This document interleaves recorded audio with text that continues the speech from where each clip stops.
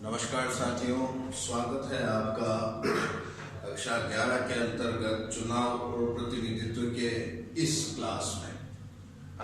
पिछले वीडियो में हमने डिस्कस किया था समानुपातिक प्रतिनिधित्व प्रणाली और सर्वाधिक मतों से जीत वाली प्रणाली।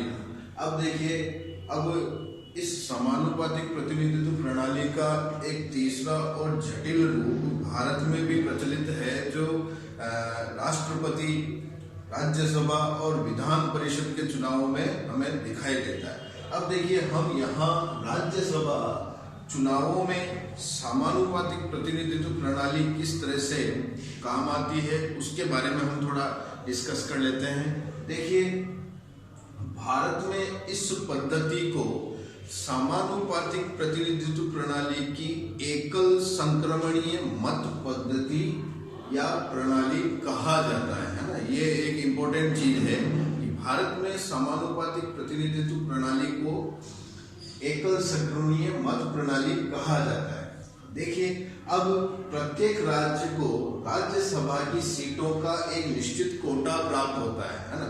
देखिए,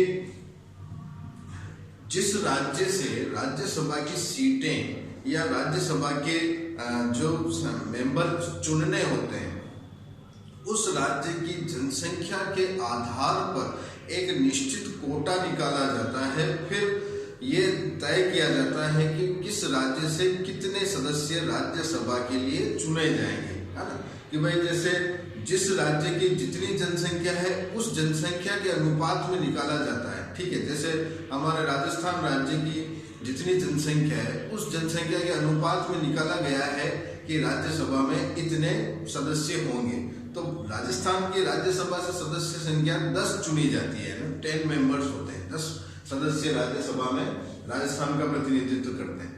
ठीक, अब देखिए, इसके अंदर क्या होता है कि जो मतदाता जो होते हैं, जो राज्यसभा सदस्यों को जो चुनते हैं, वो मतदाता विधायक होते हैं, है ना। विधानसभा सदस्य होते हैं, वो ही राज्यसभा सदस्यों को चुनते हैं। ठीक, अब देखिए, इसके अंदर क्या होता है, चुनाव के लिए जो मतदाता है, जिनको वोट देना है, वो अपनी पसंद के अनुसार सभी प्रत्याशियों को वरीयता के अनुसार चुनता है। जैसे कि उसे जो प्रत्याशी सबसे ज्यादा पसंद है उसको ज्यादा वोटिंग होती है, या उसको फर्स्ट नंबर दिया जाता है, फिर उससे कम, फिर सेकंड, थर्ड, इस तरह से प्रायोरिटी के अकॉर्डिंग इसमें चुनाव होते हैं। फिर उसके बाद देखिए, अब जो प्रत्याशी जो खड़े हुए हैं, उन्हें जीतने के लिए मतों का एक निश्चित कोटा, यानी इतने तो उनको वोट चाहिए ही चाहिए, भले ही वो जीते या ना जीते, यानी कि चुनाव के अंदर बने रहने के लिए। इसके अंदर क्या, वरीयता के अनुसार जब चुनाव होता है, यानी कि एक वरीयता पास हो गई तो दूसरी वरीयता के अंदर, तीसरी वरीयता में, ऐसे कि भाई, जैसे कि अब यहाँ मैंने एक उदाहरण दे रखा है कि जैसे अभी ये उदाहरण की बात करेंगे तो इस हेतु प्रत्याशियों के लिए एक सूत्र दिया गया है न्यूनतम कोटा का। उसका सूत्र देखिए कि कुल मतदान, कितना मतदान हुआ, कितने वोट पड़े, उसके अंदर कितने विजयी उम्मीदवार हैं, उसके अंदर एक जोड़ दिया जाता है। फिर जो संख्या निकल के आती है उसमें एक और जोड़ दिया जाता है। फॉर सपोज एग्जाम्पल की बात करें तो राजस्थान में 200 विधायक है। ठीक है, तो 200 विधायकों को राज्यसभा में एग्जाम्पल, उदाहरण के तौर पर यदि 4 सदस्य चुनने, है ना, 4 सदस्य चुनने, तो विजयी उम्मीदवार को क्या चाहिए, अपने सूत्र के अकॉर्डिंग देखिए, कुल मतदान यानी कुल विधायकों की संख्या कितनी, 200, ऊपर लिख दी। फिर उसके अंदर कितने सदस्य चुनने, 4, इस 4 में एक और जोड़ दिया जाता है। फिर जो सदस्य संख्या निकल के आती है उसमें एक और जोड़ दिया जाता है, तो 200 अपॉन 5 प्लस 1 कर दिया जाता है, तो संख्या निकल के आती है 40 प्लस 1 इक्वल टू 41। तो 41 वोट तो मिनिमम चाहिए हर प्रत्याशी को उस चुनाव में बने रहने तक, जब तक ये संख्या 4 तक, यानी 4 सदस्य जब तक नहीं चुन लिए जाते। फॉर सपोज जैसे 10 मेंबर खड़े हुए हैं या 20 मेंबर खड़े हुए हैं जो आपस में जिनका चुनाव हो रहा है ना, इनको इनकी प्रायोरिटी के अकॉर्डिंग वोट देते जाता है मतदाता। फिर उसके अंदर एक बार चुनाव संपन्न होने के बाद उसकी मतगणना होती है। फिर देखा जाता है कि कौन से व्यक्ति को न्यूनतम कोटा प्राप्त नहीं हुआ, तो जिसको प्राप्त नहीं होता उसको बाहर कर दिया जाता है चुनावी रेस से। फिर उसका जो वोट प्रतिशत जो निकल के आता है, जितने उसको वोट मिले वो सभी प्रत्याशियों में बराबर बराबर बांट दिए जाते हैं। फिर इसके अंदर क्या होता है, छटनी होती जाती है। इसी तरह से ये प्रोसेसिंग चलती जाती है और जिसको सबसे ज्यादा वोट मिलते जाते हैं, और तब तक ये प्रोसेसिंग चलती है जब तक उम्मीदवारों की संख्या 4 तक ना पहुंच जाए, है ना, कि 4 उम्मीदवार न चुन लिए जाए उनकी वरीयता के अकॉर्डिंग। ठीक है, तो ये प्रोसेसिंग चलती है अपने भारत के अंदर राज्यसभा के चुनावों में। ठीक है, वो मैंने यहाँ आपके लिए लिख रखा है, आप इसका स्क्रीनशॉट लेकर आप इसके नोट्स बना सकते हैं। फिर देखिए, मैंने वही चीज अभी समझाई, मतगणना में प्रथम वरीयता की गणना, यदि प्रत्याशियों की वांछित संख्या वोटों का कोटा प्राप्त नहीं करती तो पुनः मतगणना स्टार्ट हो जाती है, और ये प्रोसेसिंग लगातार चलती रहती है। और जब तक चलती है जब तक वांछित संख्या, प्रत्याशियों की वांछित संख्या 4 न मिल जाती। ठीक है, 4 सदस्य चुन लिए जाए जब तक ये क्या चलती रहती है।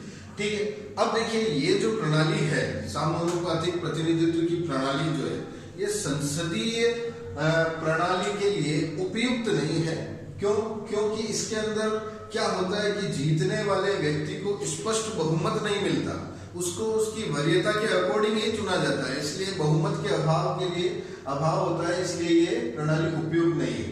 अब क्योंकि वोटों के प्रतिशत के अनुपात में उसे विधायिका में सीटें मिलती है कि भाई कितने व्यक्ति को या कौन सी पार्टी को कितने % वोट मिले, उसके अकॉर्डिंग उसका निर्धारण होता है कि उसको कितना प्रतिनिधित्व करना है। ठीक है, और ये इसमें ये होता है कि प्रत्याशियों को भी वोट दिए जाते हैं और पार्टी को भी वोट दिए जाते हैं, इसलिए थोड़ी जटिल प्रणाली होती है। ठीक, अब देखिए अगला जो अपना टॉपिक है, निर्वाचन क्षेत्रों का आरक्षण रिजर्वेशन। देखिए रिजर्वेशन की बात ये हो गई कि जैसे कि हमारे भारतीय समाज के अंदर प्राचीन समय से छुआछूत और भेदभाव वाला जो सिस्टम चला आ रहा है, जिसके अंदर जातिगत आधार पर या वर्ण के आधार पर जो भेदभाव होता है, उस कारण कुछ व्यक्ति के मतलब उस कारण जो जनसंख्या का एक समूह है वो काफी समय से पिछड़ा हुआ था, जिन्हें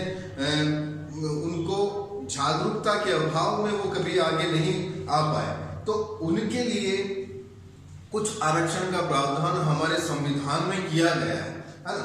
अब देखिए सबसे पहले जो स्वतंत्रता से पूर्व जो ब्रिटिश गवर्नमेंट थी हमारे भारत में, उन्होंने जो पहला एक्ट निकाला था उनके चुनाव से रिलेटेड, वो था पृथक निर्वाचन, है ना। देखिए पृथक निर्वाचन के अंदर क्या होता था कि यदि इन्हें मतलब पृथक निर्वाचन ये धर्म के आधार पर किया गया, हिंदू मुस्लिम सिख ईसाई, है ना, ये इनके आधार पर इनको पृथक निर्वाचन दिया गया।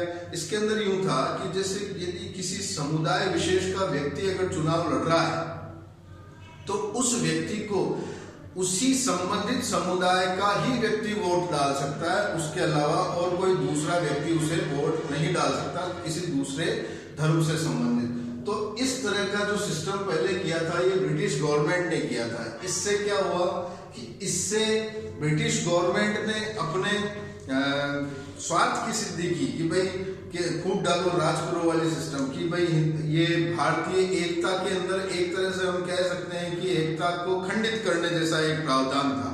ठीक है, तो इस प्रावधान के ऊपर जो भारतीय जो लीडर्स थे, नेता थे, इन्होंने काफी गंभीर मंथन किया, विचार किया, और जब स्वतंत्रता मिलती है उसके बाद इस विषय के ऊपर कि भाई समाज के अंदर कुछ जातियां ऐसी है जो अति पिछड़ी हुई है, जिनको आगे आने का अवसर नहीं मिला, उनको भी आगे लाने के लिए ये आरक्षण की व्यवस्था की गई।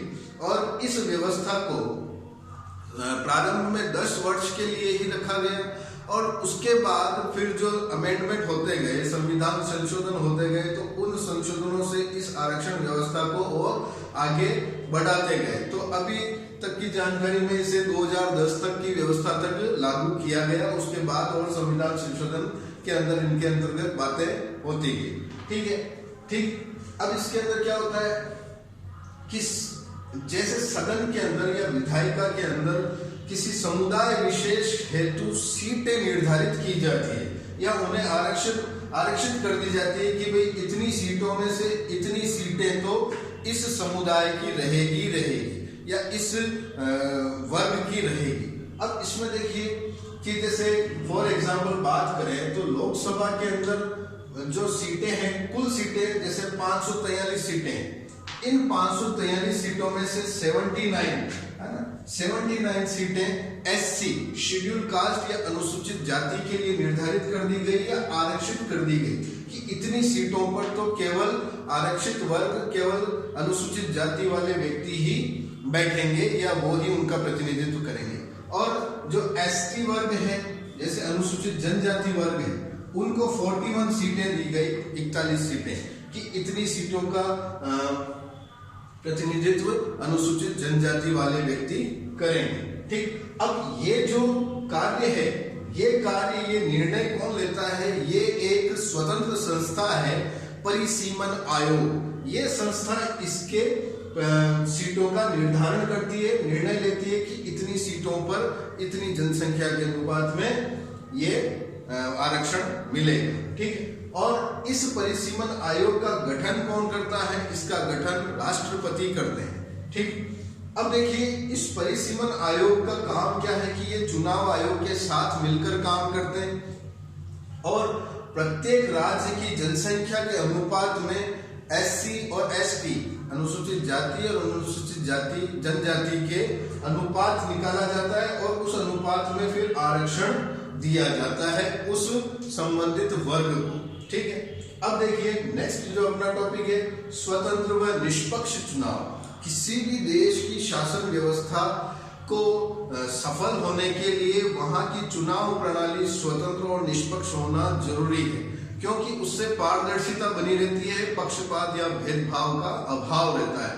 और शासन के अंदर पारदर्शिता बनी रहे, इसलिए उस देश की व्यवस्था को ये चाहिए कि उस देश में स्वतंत्र और निष्पक्ष चुनाव ये संपन्न हो, ताकि जनता को एक अच्छा और सुदृढ़ शासन मिल सके।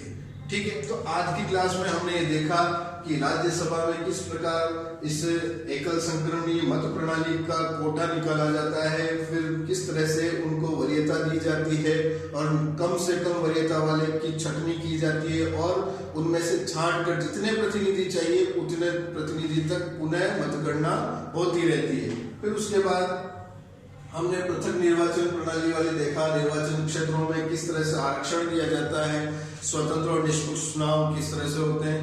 ठीक है, आप इनके नोट्स बनाइए और इसकी कंटिन्यू स्टडी करते रहिए। That's all for today, thank you.